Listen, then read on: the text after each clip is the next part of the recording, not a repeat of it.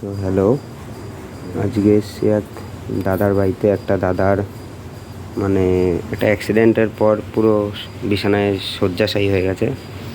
এবার সেই দাদার সাথেই কথা বলতে এসছি আজকে। তো দাদা, কেমন আছো তুমি এখন? এখন খুব একটা ভালো নেই। শরীর কেমন আছে? শরীরটা খুবই অসুস্থ হয়ে পড়েছে। হ্যাঁ, এখন চিকিৎসা করাতে পারছি না, পয়সার অভাব, বুঝলি তো। তাও দাদা, তোমার এটা কতদিন ধরে হয়েছে? আমার তো 10-12 বছর হলো হয়েছে। 10-12 বছর। হুম। এমনি এখন পরিস্থিতি কেমন তোমার? পরিস্থিতি বলতে এখন ভালো না। আগে তখন প্রথমে একটু চিকিৎসা করেছিলাম, আর এখন তো কোনো চিকিৎসা করাতে পারছি না। হ্যাঁ, কোনো ওষুধপাতি খেতে পারে না, মানে পয়সার অভাব। মানে আমার বাবা ওই একটা বাজার মুদিখানার দোকানে থাকে, তো ওই 2,500 টাকার মতো মায়না দেয়। সেইটা দিয়ে কোনো রকম আমার এই সংসারটা চলে, আর ওই কন্ট্রোলের চালটা পাই, এইটা দিয়ে চলে।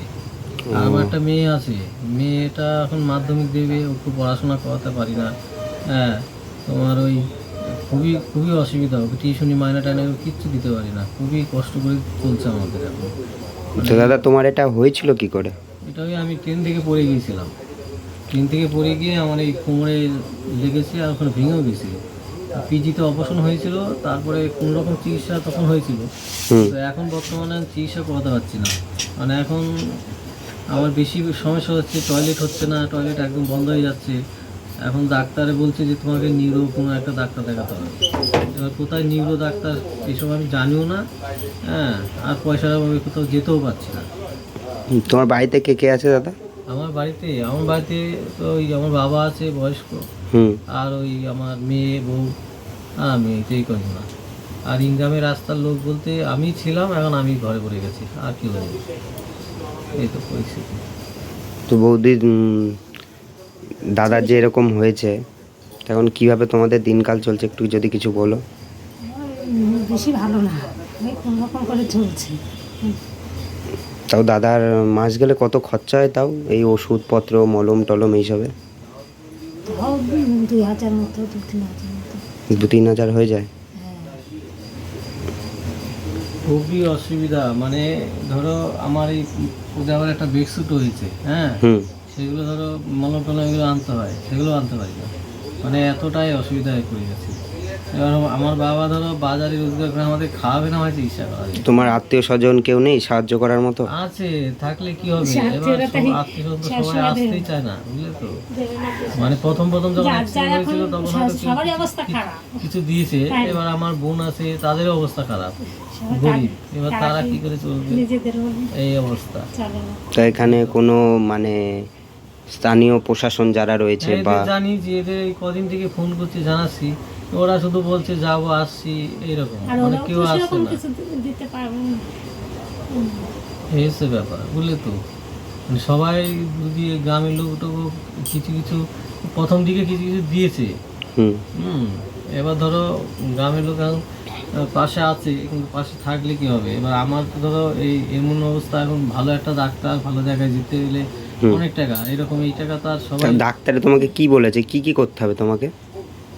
ডাক্তারে ধরো ফিজিওথেরাপি এগুলো করতে বলেছে সব সময়। হ্যাঁ, তারপরে এখন ওই যে মানে টয়লেট হচ্ছে না, তো মানে এখানে হচ্ছে না যেটাকে বলে, তার জন্য আমাকে ওই মানে হয়তো কোনো বড় নিউরো সার্জেন বা এইসব জায়গায় দেখাতে বলছে, যে কী সমস্যার জন্য হচ্ছে ওটা হয়তো রিপোর্ট করতে হবে। মানে এইখানে আমি 4টে ডাক্তার দেখিয়েছি, যে এই গাদা ওষুধ ভীষণ আছে। হ্যাঁ, এই দেখো এই এই যে ওষুধ খাচ্ছি, এগুলো কিন্তু কমছে না। এবার এরা বলছে কোনো একটা ভালো একটা জায়গায় যেতে হবে, নাহলে আমরা এখানে এটা কিছু করতে হবে না। বলছে এটা নার্ভের সমস্যা থেকে হচ্ছে এটা। মানে তোমার যখন ট্রেন থেকে পড়ে গেছিলে, কোমর দিয়ে পেটে দিয়ে আঘাত লেগেছিল? হ্যাঁ, এখানে ভেঙে গেছে, সিদ্ধারাটা ভেঙে গেছিল। অপারেশন হয়েছে, প্লেট লাগানো আছে, প্লেট লাগানো রয়েছে। হাতটা কিছু করতে পারি না। 13 বছর এখানে পড়ে আছি, জানো। আমি ধরো এখন 13 বছরের মধ্যে আমি সূর্যের মুখই দেখি না, সূর্যের মুখই দেখতে পাইনি, জানো। 13 বছর ধরে আজকে শয্যাশায়ী বিছানায়। আমি রোদই মানে দেখতে পাচ্ছি না, এই মানে এই সূর্য, যে একটু বাইরে যাবো, বাইরে গিয়ে একটু ঘুরবো, মানে একটা মানুষ যদি ঘরে পড়ে থাকে, মনের অবস্থা কি হয় বলো। মানে এইরকম পরিস্থিতি হয়ে গেছে আমার এখন। আর মেয়েটাকেও ধরো ঠিক মতো ওই মানে ওর পড়াশোনার যে যাবতীয় জিনিসপত্র কিনে দিতে পারি না, আমি কি করে দেবো, ইনকাম করতে পারি না। আর আমার বাবা তো দোকানে থাকে, সে ওই মানুষটাই বা বুড়ো বয়সে কতটা ইনকাম করবে? 75 বছর বয়স হয়ে গেছে, তাও যে সে আমাকে খাওয়াচ্ছে এটাই বেশি, আমাদের এই 3টে লোককে খাওয়াচ্ছে। এবার এই অবস্থা। তাও তোমার এই যে অ্যাক্সিডেন্টটা কবে হয়েছিল বলে 13 বছর আগে? হ্যাঁ 13 বছর আগে। তখন তো মানে ট্রেন কোথায় হয়েছিল এই ছিল। অ্যাক্সিডেন্টটা কোথায় হয়েছিল? সমুদ্রগড়ে যে ট্রেন থেকে পড়ে গেছিলে? সমুদ্রগড় চেনো তো? সমুদ্রঘাট চিনি আমি। সমুদ্রগড়ে যে জালো পারল ডাঙ্গাপাড়ার যে এটা রেলগেট। রেলগেটটা ওইখানটা পড়ে গেছিল। ওইখানটা পড়ে গেছিলে? মাজা সিদ্ধারা ভেঙেছে, এখানে ভেঙে গেছে। সিদ্ধারা ভেঙে গেছিল, পা কেটে গেছিল। পা ফা সব একদম শুকিয়ে যাচ্ছে, দিন যাচ্ছে। এমনি শরীরটা এমনি ঠিক আছে? হ্যাঁ, উপরটা মোটামুটি ঠিক আছে, কিন্তু এখন এই যে আস্তে আস্তে শরীর খারাপ হয়ে যাচ্ছে চিকিৎসা না করানোর জন্য।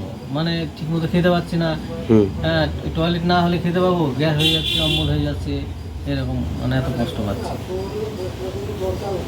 বুঝলে তো এই হলো পরিস্থিতি। তো বন্ধুরা, তোমরা সবাই শুনলে এই দাদার কিভাবে কষ্ট করে আজকে 13 বছর ধরে এই বিছনাটাতেই দাদার ঘর বাড়ি, বাইরের খোলা মেলা আকাশ সব এই বিছনাটাতেই কাটছে। দাদা এমনকি কিছুক্ষণ আগে বললো আজ থেকে 13 বছর ধরে এখনও দাদা সূর্য দেখতে পাইনি। তো তোমরা যদি কেউ চাও যে দাদাকে যদি সাহায্য করতে পারো, তাহলে দাদা খুবই উপকৃত হয়। আমি দাদার সব নাম্বার, বাড়ির ঠিকানা সব কিছু তোমাদেরকে দিয়ে দেবো। তোমাদের যদি কোনো সাহায্য করার ইচ্ছা হয় তাহলে দাদাকে জানিও। ব্যাস এইটুকুনি বলবো। আর সবাই যেন ঈশ্বরের কাছে প্রার্থনা করে দাদা যেন খুব তাড়াতাড়ি সুস্থ হয়ে উঠতে পারে। আমাদের মতন আমরা যেরকম রয়েছি সেরকম যেন আবার এমনি বাইরে ঘুরতে টুরতে এমনি যেন খোলা আকাশের নিচে